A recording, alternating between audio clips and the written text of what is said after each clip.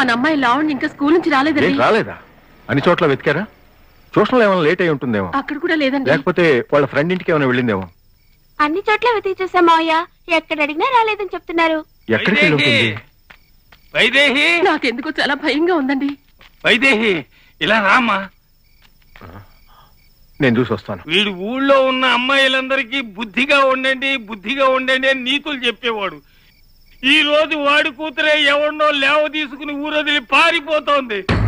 ఈ రోజుతో వాడి కుటుంబం మర్యాద క్లోజ్. అమ్మా, నాకున్న ఈ సంతోషంలో 4 చుక్కలు లాగించేస్తాను, నన్ను వదిలి. ఇది ఎక్కడికి వెళ్ళిందో ఏమిటో తెలియడం లేదే. ఆంటీ, అంకుల్ ఎక్కడికి వెళ్ళారు? నీకెందుకు?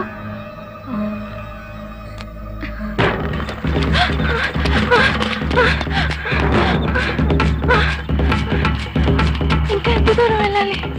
నా వల్ల కాదు, బస్సులోనే వెళ్ళొచ్చుగా. కాదు లావణ్య, మనం బస్సులో వెళ్తే మనం ఎవరైనా చూడొచ్చు. వాళ్ళు మన గురించి తెలుసుకుని మీ నాన్నతో చెప్పేస్తారు. ఆ తర్వాత మన ఇద్దరు ఒకటిగా బతకలేము. ఇంకొక కిలోమీటరే అక్కడ మా ఫ్రెండ్స్ జీప్ తో వెయిట్ చేస్తుంటారు. మై స్వీట్ హార్ట్ కదా, రా లావణ్య ప్లీజ్.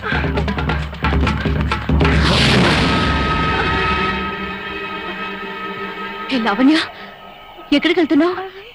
ఎవరెతను? లవ్వా, తప్పమ్మా. ఇంత చిన్న వయసులో ఇల్లు వదిలి పారిపోవడం చాలా తప్పు. ఏంటి సార్ మీరు? మీ వయసు ఏంటి, దాని వయసు ఏంటి? పాపం పసిపిల్ల కదా. పసిపిల్ల అంటే వయసుకు రాలేదా ఏంటి? ఓనీ వేసింది కనుక ఇల్లు మాత్రమే కాదు ఊరే దాటొస్తుంది. ఎందుకంటే నా మీద తనకంత లవ్. దీని పేరు లవ్ కాదు, ఇన్ఫాక్చువేషన్. నువ్వు ఇన్ఫాక్చువేషన్ అనుకో, లేదా రివెంజ్ అనుకో. వీళ్ళ అబ్బకు చెరగొట్టడం అంటే మహా ఇష్టం. అది ఊళ్ళో వాళ్ళ ప్రేమ అయినా సరే, పెళ్ళైనా సరే. ఇప్పుడు ఫస్ట్ టైం వాడు కూతునే చెరగొట్టబోతున్నాను, పెళ్లి కాకుండా కడుపు చేసి. అర్థం కాలేదా? పుస్తకాలు మూసే పాపతో సంఖ్యలో బిడ్డను మోయిస్తాను.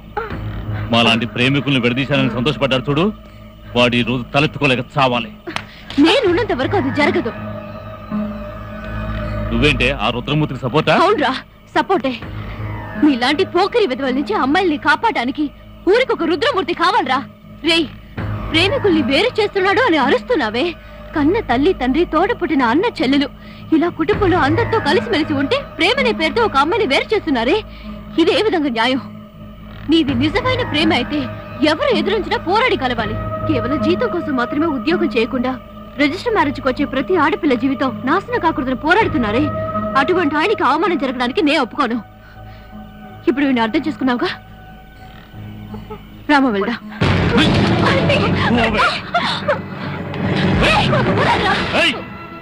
16 ఏళ్ల పిల్లతో ప్రతీకారం తీసుకోవాలనుకున్నాను. ఇప్పుడు 20 ఏళ్ల పిల్ల బోనస్ గా వచ్చింది.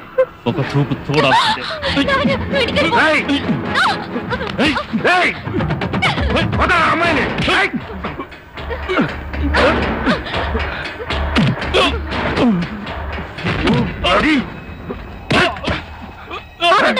ఆగండి,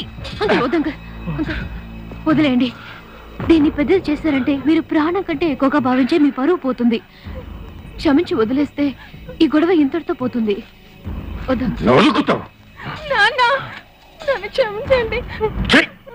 మీ జీవితం దారబోసి ఎందరో అమ్మాయిల జీవితాల్ని కాపాడారు. ఇప్పుడు మీ ఇంట్లోనే మీకే తెలియకుండా తప్పు జరిగింది. మీరు కాపాడిన వాళ్ళ తల్లిదండ్రుల బ్లెస్సింగ్స్ ఇప్పుడు మీ అమ్మాయిని కాపాడాయి. తనను క్షమించండి అంకల్.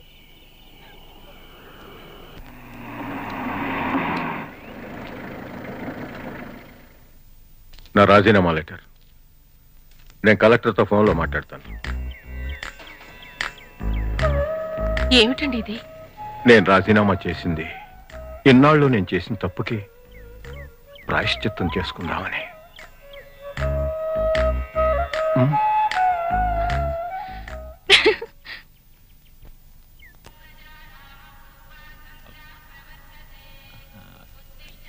నమస్కారం సార్.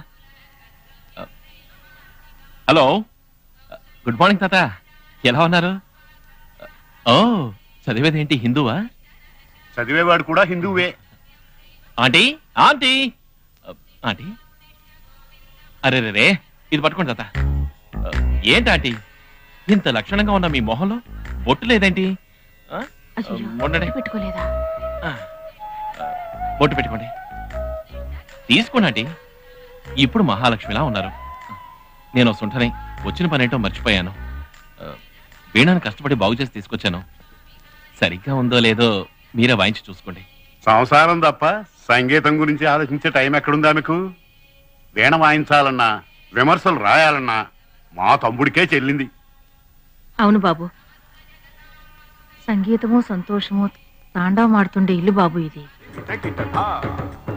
సంగీత కచేరీలు చేసేవాళ్ళందరూ ఆయన విమర్శలో వాళ్ళని మెచ్చుకుంటూ రాశారంటే అదే తమ సంగీత జీవితానికి ఆఖరి మెట్టుగా భావించేవారు.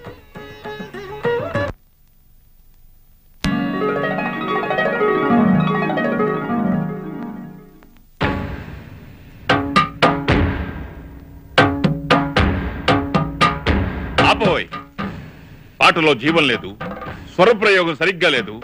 నిన్ను నువ్వు చంపుకో. నిన్ను ఎవ్వరూ అడగరు, కానీ సంగీతాన్ని చంపొద్దు. అది అడగడానికి ఈ వెంకటాచలం ఉన్నాడు. రేపు ఉదయం పేపర్ చూడు, నీ తలరాతే మారిపోతుంది. ఈ రోజు ఆయన పెన్ను నీ సంగీతానికి ఫుల్ స్టాప్ పెడుతుంది.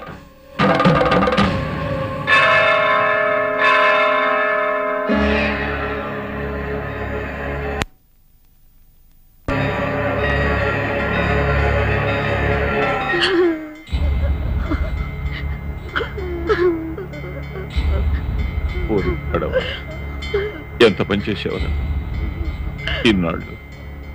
ఈ వెంకటాచలానికి మంచి విమర్శకుడని పేరుండే, నాకు హంతకుడని పేరు తెచ్చిపెట్టావు కదరా. పాపండి, విమర్శ అనే పేరుతో మా కుటుంబాన్ని ఇలా సర్వనాశం చేశావు కదయ్యా. ఇప్పుడు తృప్తిగా ఉందా? తృప్తిగా ఉందా? అసలు విమర్శ చేయడానికి నువ్వెవరు? చేతికొచ్చినట్టు రాసి ఒక ప్రాణాన్ని బలి తీసుకున్న మహాపాపివి నువ్వు. బాగుపడవు. లేదమ్మా, నేను మాట్లాడుకో. ఇంకొక నిమిషం ఇక్కడ నిలబడకు. వెళ్ళు, వెళ్ళు బయటికి వెళ్ళు. నీ రాతల వల్ల ఇంకా ఎన్ని కుటుంబాలు, ఎంతమంది పిల్లలు అనాథలు అవుతారో తెలియలేదు.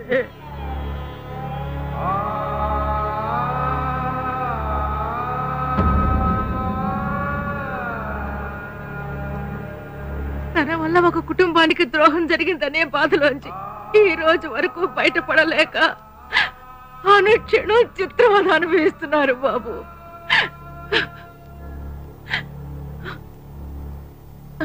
ఆ రోజు నుంచి ఈయన రాయడం మానేశారు. ఈ ఇంటి సంతోషం, ప్రశాంతత అన్నీ పోయాయి. ఆంటీ, మీలా సంప్రదాయ ఆచారం ఉన్నవాళ్ళు ఎవరినైనా వాకిట్లోంచి మాట్లాడి పంపించేస్తారు. కానీ రౌడీగా పరిచయమైన నన్ను మీలో ఒకటిగా భావించి మీ బాధ నాతో పంచుకున్నారు.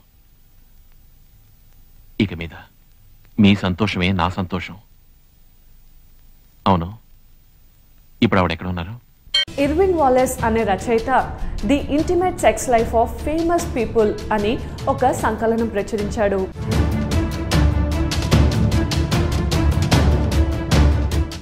ఫెటిష్ అంటే నగ్నంగా నిద్రించడం అనే విభాగం కింద గాంధీ పేరు కనబడుతుంది. తన కామవాంఛ వల్లనే కదా తండ్రి అంతిమ గడియల్లో ఆయన వద్ద లేకుండా పోయింది అనుకున్నాడు.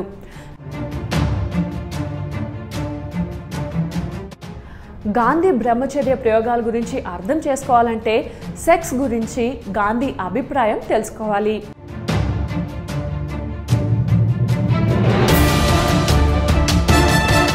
అప్పటికే ఆయన అభ్యంగన స్నానాలు, మాలీసులు, ఆడపిల్లల భుజాల మీద చేతులు వేసి నడవడాలు వివాదాస్పదం అయి ఉన్నాయి.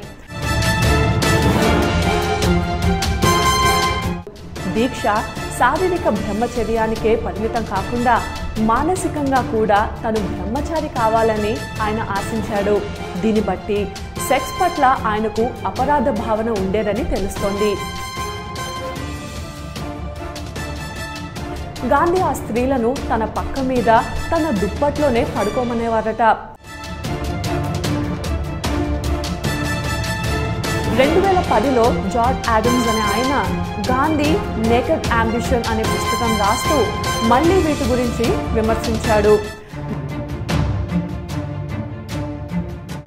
గాంధీస్ ట్రూత్ రాసిన ఎరిక్ ఎరిక్సన్ సిద్ధాంతం ప్రకారం గాంధీ జీవితంలో మాతృత్వ భావనకు ముఖ్య స్థానం ఉంది.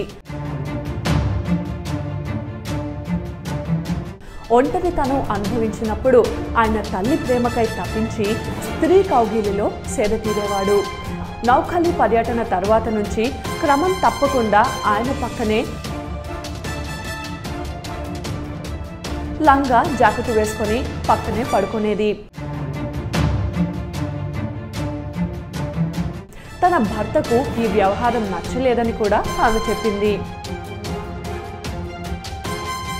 ముండేను సమర్థిస్తూ శివసేన అధినేత బాల్ ఠాక్రే గాంధీతో పోల్చి తేల్చాడు.